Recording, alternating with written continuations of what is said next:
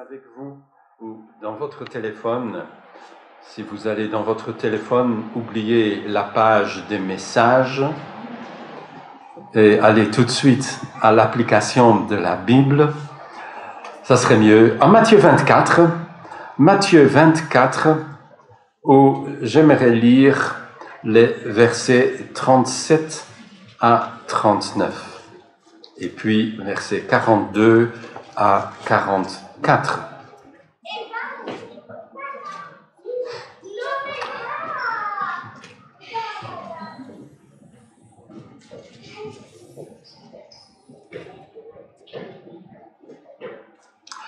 Lors de la venue du Fils de l'homme, les choses se passeront comme au temps de Noé. En effet, à l'époque qui précéda le déluge, les gens étaient occupés à manger et à boire, à se marier, à marier leurs enfants, jusqu'au jour où Noé entra dans l'arche. Ils ne se doutèrent de rien, jusqu'à ce que vienne le déluge qui les emporta tous. Ce sera la même chose lorsque le Fils de l'homme viendra. Tenez-vous donc en éveil, puisque vous ignorez quel jour votre Seigneur viendra. Vous le savez bien, si le maître de maison savait à quelle heure de la nuit le voleur doit venir, il resterait éveillé pour ne pas le laisser pénétrer dans sa maison. Pour cette même raison, vous aussi, tenez-vous prêts, car c'est à un moment que vous n'auriez pas imaginé que le Fils de l'homme viendra. Jusqu'à là. Seigneur, que ta parole puisse toucher notre cœur, que par ton esprit, tu nous aides à l'appliquer à nos vies. Seigneur, à ne pas être seulement des entendeurs et des lecteurs, mais des faiseurs de ta parole. Te prions cela aussi pour nos enfants, que tu bénisses ceux et celles qui vont les enseigner. Au nom de Jésus. Amen. Nous voilà dans cette période qui précède Noël. 4 semaines, puis nous fêterons ensemble la venue de Jésus dans ce monde. La période qu'on appelle la période de l'Avent, n'est-ce pas? Adventus en latin, qui veut dire venue, la venue de Jésus. Non seulement Jésus est venu, mais Jésus doit revenir. Parce qu'il n'a pas fait tout ce qu'il doit faire selon ce que la parole de Dieu le dit. Il doit donc revenir. Et il l'a promis.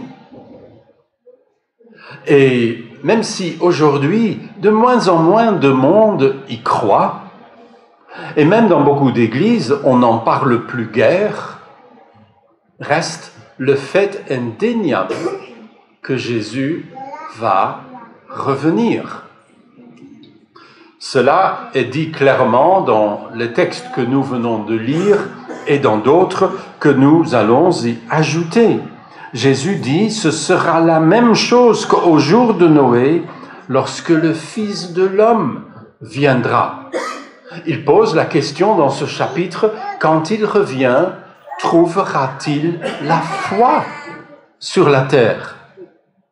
Il est dit dans la parole de Dieu que l'amour du plus grand nombre va se refroidir. L'amour de qui? Du plus grand nombre des païens? Ça, c'est pas nouveau. Jésus veut bien sûr dire l'amour des chrétiens, l'amour de ceux qui se disent croyants. L'amour du plus grand nombre se refroidira avant que Jésus revienne. Bien sûr, nous vivons dans des temps sérieux. Nous entendons des bruits et des rumeurs de choses graves. Par la télévision, plus que jamais auparavant, nous sommes au courant, ou presque, des moindres mouvements. Pas tout à fait, parce que nous savons bien qu'il y a des événements qui se passent sur Terre qui sont dans l'angle mort de nos journalistes. quand demain un Palestinien devait mourir, nous sommes tous au courant que demain, il y a peut-être quelques milliers de Congolais qui périssent. Ça, on n'en sait rien, on n'entend pas. Donc, les actualités ne sont pas fiables. Ça, vous l'aviez sans doute déjà compris. Mais on nous chante à toutes les tonalités que le monde va mal. Et il est grand temps qu'on intervienne. Et on propose des actions drastiques pour intervenir. J'ai lu un livre où on propose que, puisqu'on est beaucoup trop nombreux sur Terre, on ne devrait plus donner des soins médicaux aux gens qui ont atteint 70 ans. J'ai encore une année de tranquillité. Mais c'est sérieux, c'est des gens, je ne vais pas aller jusqu'à dire dans leur bon sens, parce que le bon ne s'applique pas, mais c'est des gens conscients, lucides, qui proposent ce genre de bêtises avec beaucoup de sérieux. Et le drame, c'est quand ces gens vont se faire suivre par les médias et par les politiques. Non, ça ne va pas si bien que cela. Le pape, celui-là, le pape a annoncé la bonne parole qu'il faudrait abandonner les armes nucléaires. Mais en même temps, notre continent est sérieusement en train d'aider un pays aussi criminel que l'Iran à obtenir l'arme atomique. Et nous croyons que nous allons avoir des lendemains qui chantent. Peut-être que ça chante, mais quel genre de chant, ça c'est une autre question. Jésus-Christ va revenir. Et la Bible nous dit clairement qu'il viendra dans des temps sérieux. Pendant ces 4 semaines qui précèdent Noël, j'aimerais parcourir un certain nombre de questions autour du retour de Jésus. Pourquoi doit-il venir? Il viendra pour faire quoi? Il va venir quand? Donc si vous voulez avoir la date, il faut revenir. C'est comme un feuilleton, il faut revenir. Il viendra où? Comment? Nous allons essayer de trouver une réponse biblique à ces questions et essayer de nous concentrer sur la simple parole de Dieu, sans trop d'interprétation, sans trop tourner et vous savez que les hommes sont maîtres dans l'art de changer la parole de Dieu. Quand ils en ont fini d'expliquer la Bible, tu te dis, tiens, il me semble que la Bible disait l'exact contraire. Aujourd'hui, tout est possible.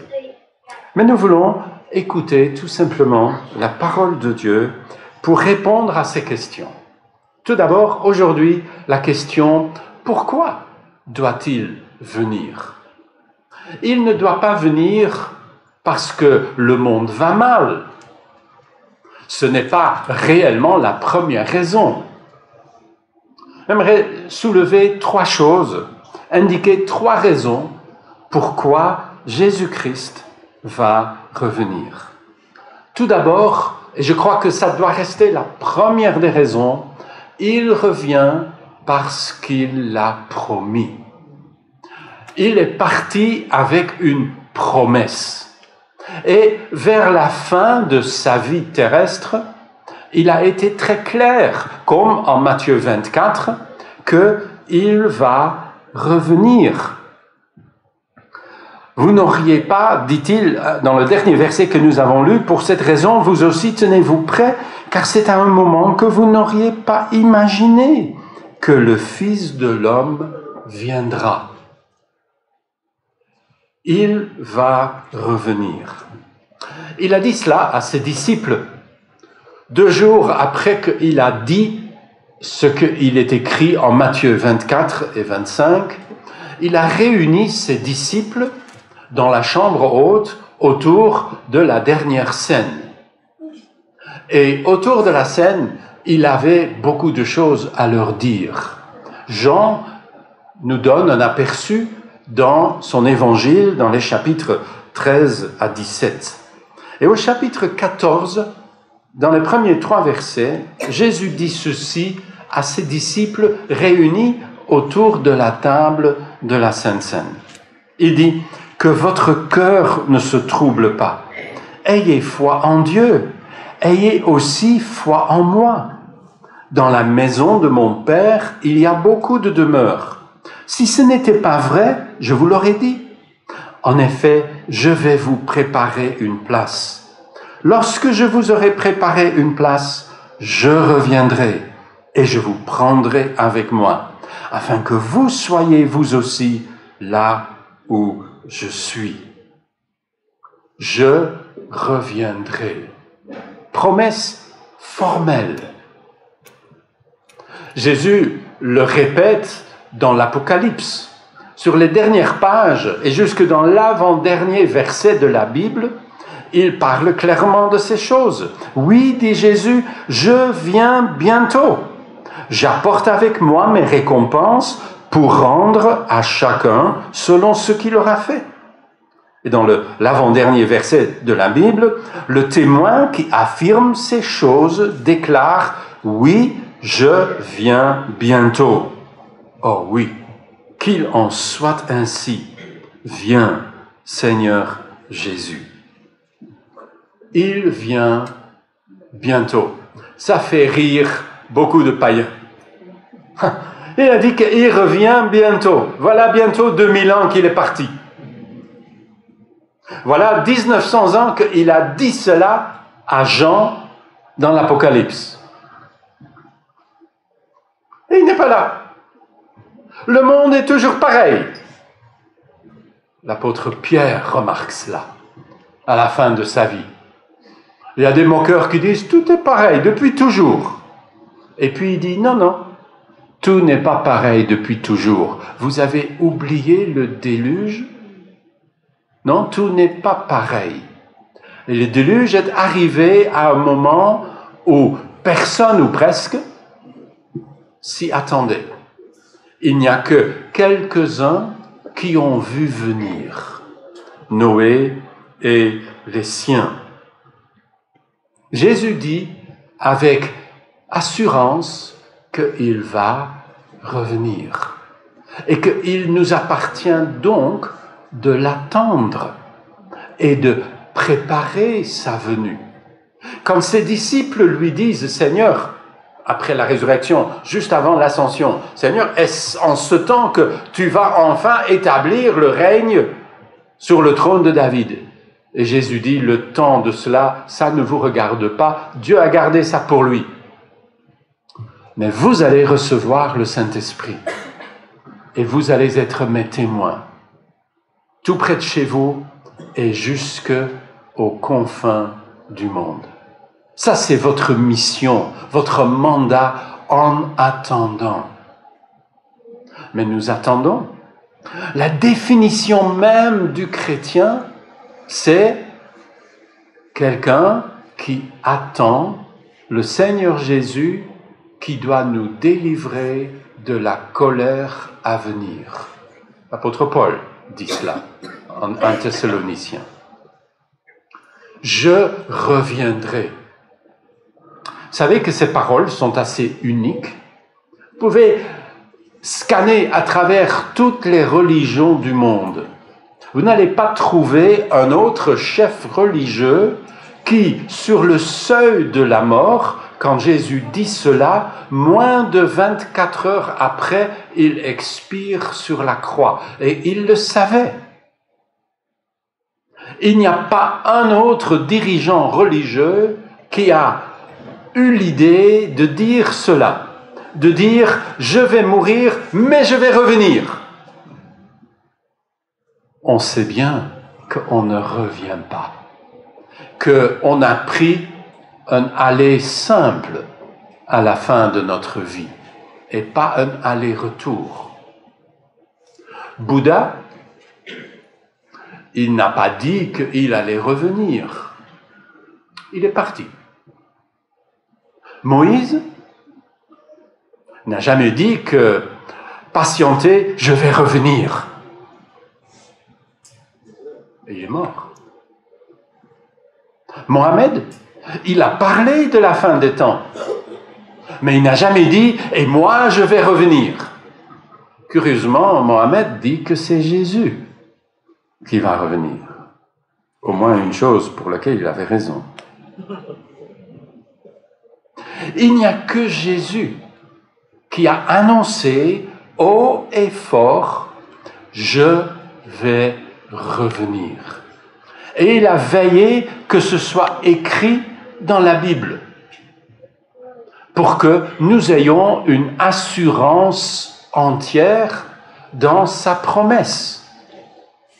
Dieu ne fait pas un faux en écriture.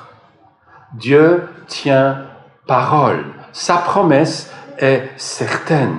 Oui, Christ va revenir. Tout de suite, Jésus avait dit dans la parabole des talents que le roi qui devait partir a distribué son capital à ses serviteurs. Et puis, dit-il, longtemps après, il revient. Il va passer du temps. Jésus ne dit pas « je reviendrai », genre c'est après-demain. Longtemps après. Est-ce que c'est crédible? Est-ce que nous pouvons vraiment croire Jésus pour une chose aussi extrême, aussi incrédible que d'annoncer « je vais revenir ». N'est-ce pas un genre de conte de fées? Est-ce qu'on peut bâtir notre avenir sur cette assurance-là? La raison qu'il est crédible, c'est que 3 jours après sa mort, il est sorti du tombeau. Pas dans l'image des disciples. C'est ce qu'on entend parfois. Ah, les disciples ont tellement voulu qu'ils vivent, qu'ils ont cru le voir. Mais c'est pas ça. Ils n'y croyaient pas du tout. Mais ils ont été acculés à la foi, parce que le tombeau était vide. Christ est ressuscité et leur est apparu pendant 40 jours. Puis, il est parti. Cette fois-ci, de façon plus définitive. Mais il va revenir. Ce n'est pas l'Église qui a inventé cette histoire pour consoler les pauvres chrétiens. Ce n'est pas le rêve des apôtres. C'est la parole même de Jésus. Quand 40 jours après la résurrection, ils sont là sur le mont des Oliviers et que Jésus est là, mais eux ne le savent pas encore. Pour la dernière fois, il leur donne ces dernières paroles et puis, pas comme un moine tibétain en lévitation dans les aventures de Tintin, mais il monte. Il monte. Il ne retombe pas. Il disparaît. Jusqu'à ce qu'on imagine un nuage l'enlève à leurs yeux. Vous imaginez? Ils sont là, les yeux grands ouverts, la bouche probablement qui commence à pendre, à se dire, mais c'est pas vrai. C'est pas possible. Ça n'existe pas. Et puis ils se regardent et ils sont seuls, un peu perdus sans doute. Et maintenant, qu'est-ce qu'on va faire?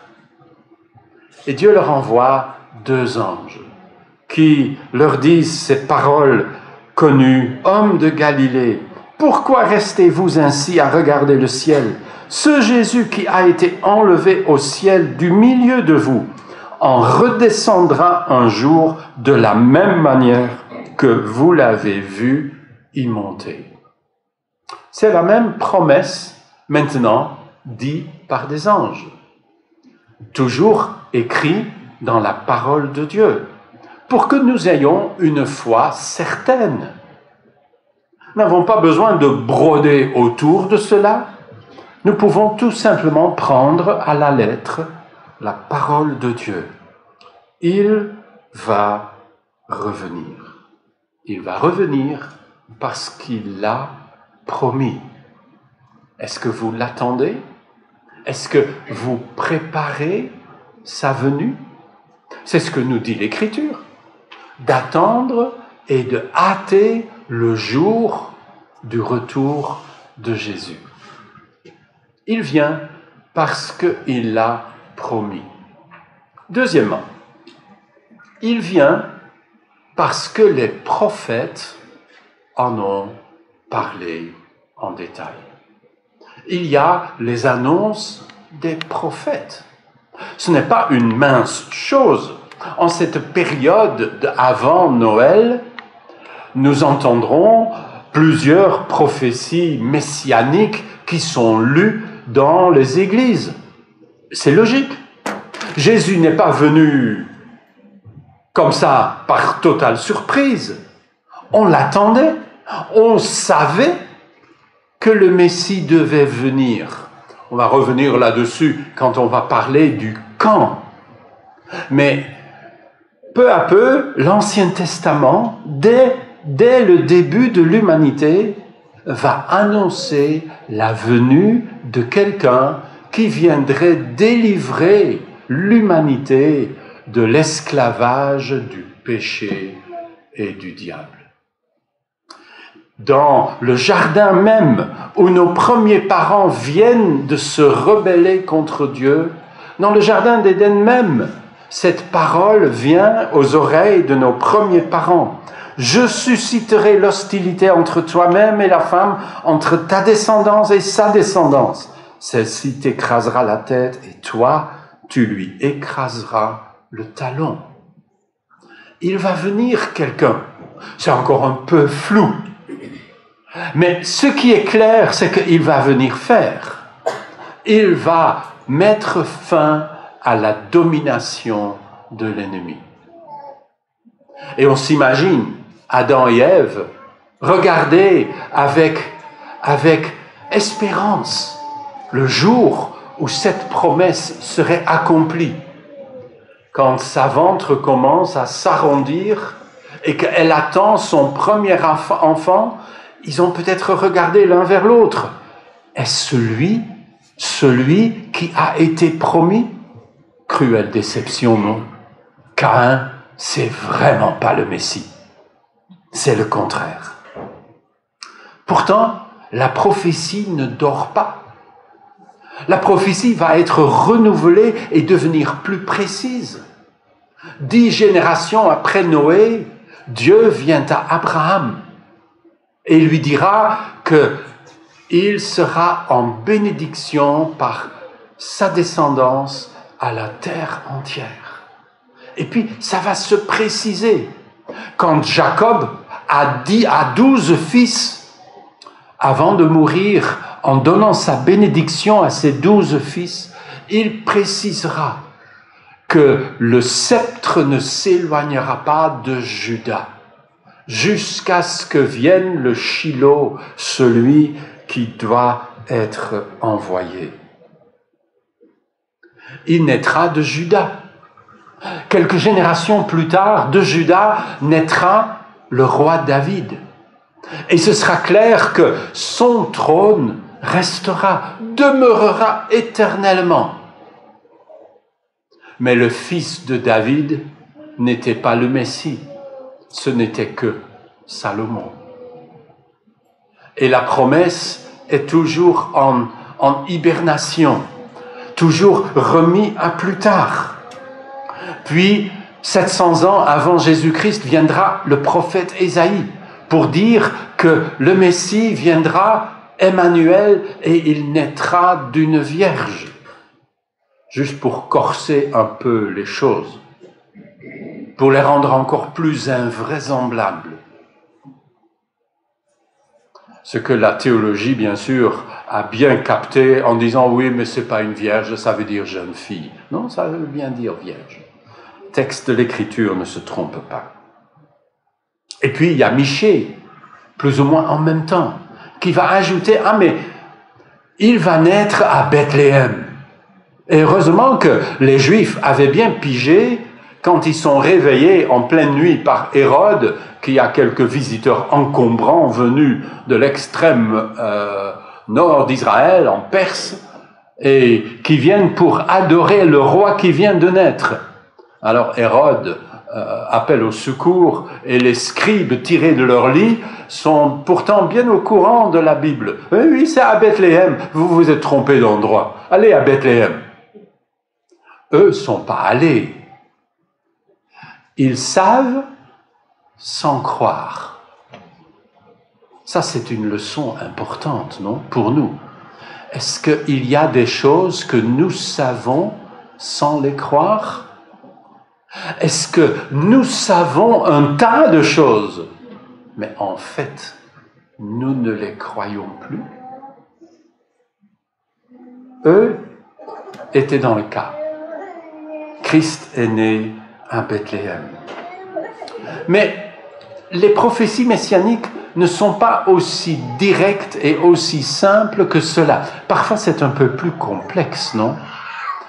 Un des textes les plus connus dans ces prophéties messianiques est dans le début du prophète Ésaïe. Car, écrit-il, « Car pour nous, un enfant est né, un fils nous est donné, il exercera l'autorité royale. Il sera appelé merveilleux conseiller, Dieu fort, Père à jamais, Prince de la paix. Il étendra sa souveraineté et il instaurera la paix qui durera toujours au trône de David et à tout son royaume. Sa royauté sera solidement fondée sur le droit et sur la justice, dès à présent et pour l'éternité. Voilà ce que fera le Seigneur des armées célestes dans son ardent amour. » Quand nous lisons un enfant, nous pensons logiquement à ce qui s'est passé lors de la naissance de Jésus. Ce fut vraiment un enfant. Dans ces mêmes textes, le prophète Ésaïe dit qu'il y aura des ténèbres épaisses, mais ça ne va pas durer pour toujours dans la Galilée des païens, parce qu'une lumière se lèvera. C'est pas pour rien que nous décorons nos maisons avec plein de lumière, parce que Noël, c'est la venue de la lumière. Juste avant cela, il dit qu'en voulant savoir ce qui va se passer à l'avenir, il ne faut pas se tourner vers des astrologues et des marabouts et toutes sortes, mais il dit c'est à la parole de Dieu, au témoignage qu'il faut se tourner. Et ainsi, j'imagine que ce n'est pas très difficile de comprendre que dans la décoration de Noël, il y a deux choses essentielles. Le reste, c'est accessoire. Un vieux livre et un petit enfant. Chers amis, si dans votre vie, au cœur se trouve le vieux livre, le livre de Dieu, et l'enfant qui est né à Bethléem, vous pouvez faire table rase de tout le reste. C'est pas très important. Ou vous pouvez faire l'inverse, comme tant de nos contemporains. Je ne sais pas si vous avez remarqué, c'est une loi que j'ai inventée. Plus il y a de décoration de Noël sur une façade, moins on croit à l'Évangile. Vous pouvez vérifier. Moi, j'y crois beaucoup, donc vous n'allez pas trouver de lumière sur la façade. Mais c'est tristement le cas. On n'a jamais autant décoré le monde que dans ces temps modernes, en cette période de Noël. Ah, ça va clignoter, scintiller de partout. Mais il manque le vieux livre et il manque le petit enfant. Si vous avez ces deux-là, le reste n'est pas très important. Quand Jésus est venu, est-ce qu'il a accompli toute cette prophétie merveilleuse d'Ésaïe? Non. Oui, il est cet enfant étonnant, Dieu puissant, Père éternel, Cet enfant, manifestement, a un rapport avec Dieu qui est complètement inusité, complètement nouveau. Au point que plus tard, les Juifs, quand ils entendent de la bouche de Jésus qu'il est le Fils de l'homme et qu'il va revenir, ils crient au blasphème. Parce qu'ils avaient peu à peu compris que le Messie était lié intimement à Dieu. Comment? Je pense qu'ils auraient été assez difficiles à expliquer cela. Mais ils le savaient. Il va rétablir le trône de David, son père. C'est pour ça qu'on a été tellement déçus quand Jésus est venu. C'est pour cela que Judas l'a trahi. Mais c'est pas le Messie dont j'ai lu dans la Bible, dont on m'a parlé. Il n'établit aucun règne, il va mourir, il nous l'a dit. Et Judas va tirer la conséquence logique. Il va le trahir pour 30 pièces d'argent. Ce n'est pas lui. Parce qu'il n'accomplit pas ce que disent les prophètes. Et nous disons, si. Mais il y a un double jeu de prophéties. Il y a d'un côté les prophéties qui annoncent la mort du Messie. Et de l'autre côté, il y a les prophéties qui annoncent le règne du Messie. Non pas parce qu'il y a deux Messies. Les rabbins vont enseigner cela. Non, il n'y a pas deux Messies. Mais il y a le même qui va revenir. Parce qu'il n'a pas accompli toutes les promesses. C'est vrai que sur la croix, il dit avec triomphe, tout est accompli. Mais ça ne veut pas dire, bien sûr, que toutes les prophéties sont accomplies. Pas encore. Mais qu'il a accompli tout ce qu'il fallait accomplir pour que nous soyons délivrés de nos péchés. Que Dieu puisse nous pardonner, parce que la loi qui témoignait contre nous a été clouée sur la croix. Oui, tout est accompli et je peux entrer dans la présence de Dieu avec assurance. Mais toutes les promesses et toutes les prophéties n'ont pas pour autant déjà été accomplies.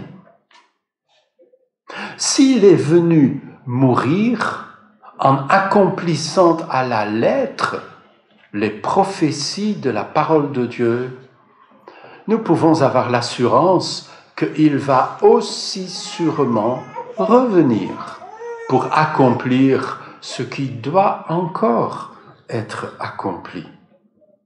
Pour le peuple d'Israël, cela n'a pas l'ombre d'un doute. Il doit revenir et rétablir la nation d'Israël. Parce que les prophéties sont claires. L'Éternel se fera entendre jusqu'aux confins du monde. Dites à la communauté des Sion, ton Sauveur va venir, avec lui son salaire et devant lui sa récompense. On les appellera, les Juifs, le peuple saint, les libérés de l'Éternel. Et toi, Jérusalem, tu seras nommé désiré, la ville qui n'est pas abandonnée. Je les ramènerai de la terre du nord, je les rassemblerai des confins de la terre. Et il y aura parmi eux l'aveugle et le boiteux, la femme encore enceinte et celle qui enfante. C'est une foule immense qui reviendra ici. Ils reviendront en pleurs, avec des supplications. Je les ramènerai et je les conduirai vers les cours d'eau par un chemin bien aplani, où ils ne trébucheront pas.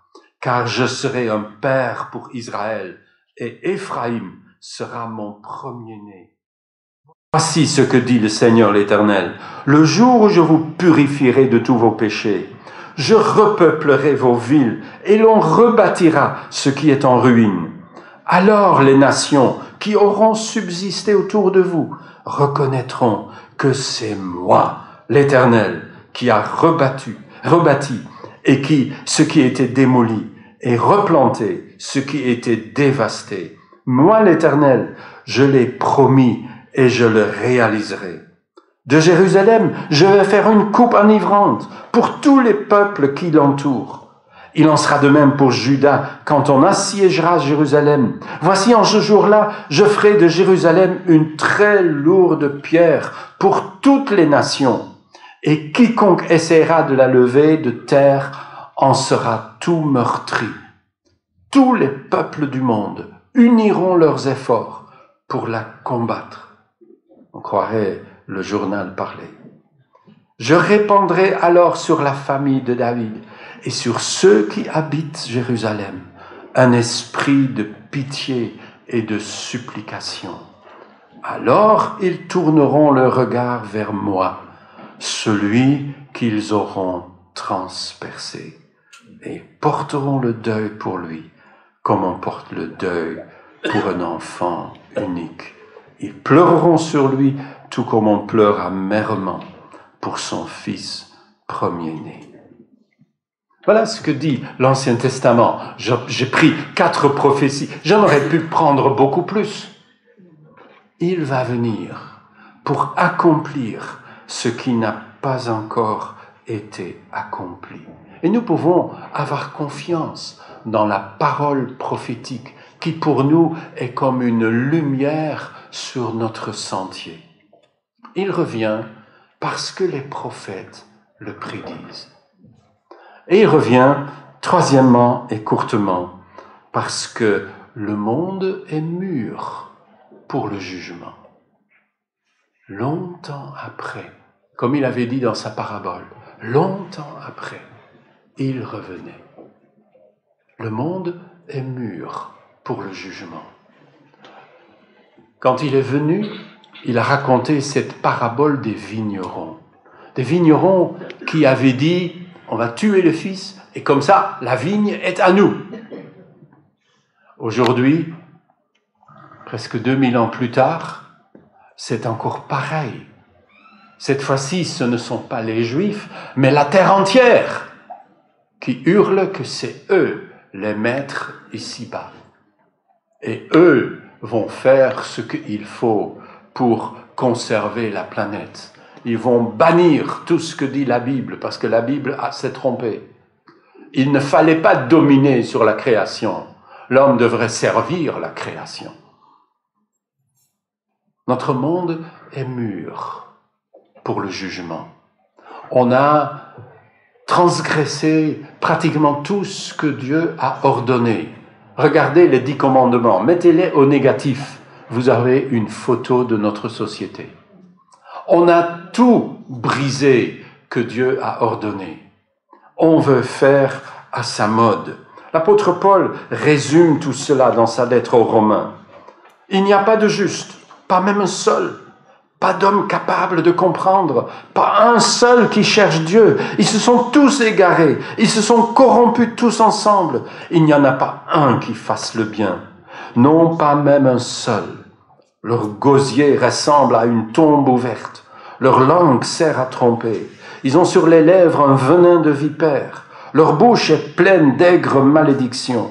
Leurs pieds sont agiles quand il s'agit de verser le sang. La destruction et le malheur jalonnent leur parcours. Ils ne connaissent pas le chemin de la paix. À leurs yeux, révérer Dieu n'a aucun sens. C'est notre monde. Et c'est pas très loin de nous, parce que certaines de ces choses, nous les sentons parfois même bouillonner en nous, même en nous qui avons reçu Christ comme Sauveur et Seigneur. Le jugement est-il nécessaire? Il est inévitable. Comme l'avait dit frère André, vous vous rappelez, si Dieu laisse subsister Amsterdam, frère André était un Hollandais, si Dieu laisse subsister Amsterdam, il devra offrir ses excuses à Sodome et Gomorrhe. Parce que ce qui se passe aujourd'hui dans nos villes est pire que ce qui se passait à Sodome et Gomorrhe. Oui, notre monde est mûr pour le jugement. Et le juge est à la porte.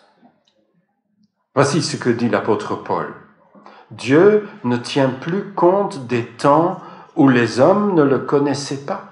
Aujourd'hui, il leur annonce à tous et partout qu'ils doivent se repentir, car il a fixé un jour où il jugera le monde entier en toute justice, par un homme qu'il a désigné pour cela, ce dont il a donné à tous une preuve certaine en le ressuscitant d'entre les morts. Oui, Jésus doit revenir. Il l'a promis, les prophètes l'ont annoncé, et il doit revenir, juger les vivants et les morts. Et personne n'échappera au jugement. Nous attendons que revienne notre Sauveur. Il doit revenir. Il l'a promis à ses disciples. Quand il parle du jugement, ça a l'air d'être une menace. Mais quand il parle à ses disciples, c'est une promesse. Je reviendrai vers vous. Nous le savons, mais est-ce que nous le croyons? Est-ce que nous le croyons encore profondément? Et est-ce que nous préparons ce jour-là par toute notre manière de vivre, par tous nos investissements, par toutes nos préoccupations? Est-ce là le numéro 1 dans nos pensées? Christ va venir. Cherchez d'abord le royaume de Dieu et ce que Dieu demande. Il vous donnera tout le reste en plus. Étonnant, non? Combien nous savons lire ça à l'envers. Cherchez d'abord tout le reste en plus et cherchez ensuite, s'il reste du temps, le royaume de Dieu. Nous savons. Est-ce que nous croyons? Prions. Seigneur notre Dieu, nous te rendons grâce pour ta parole. Te demandons que nous puissions effectivement ne pas nous limiter à savoir, à n'être que des curieux, mais Seigneur, à être de ceux qui croient, qui ont mis leur confiance dans la promesse sûre du Sauveur qui nous a dit « Je reviendrai ». Seigneur, que nous puissions l'attendre et préparer sa venue. Au nom de Jésus. Amen. Chantons ensemble ce chant « Jésus revient, Alléluia, seras-tu prêt quand il viendra ?» Allons nous lever pour le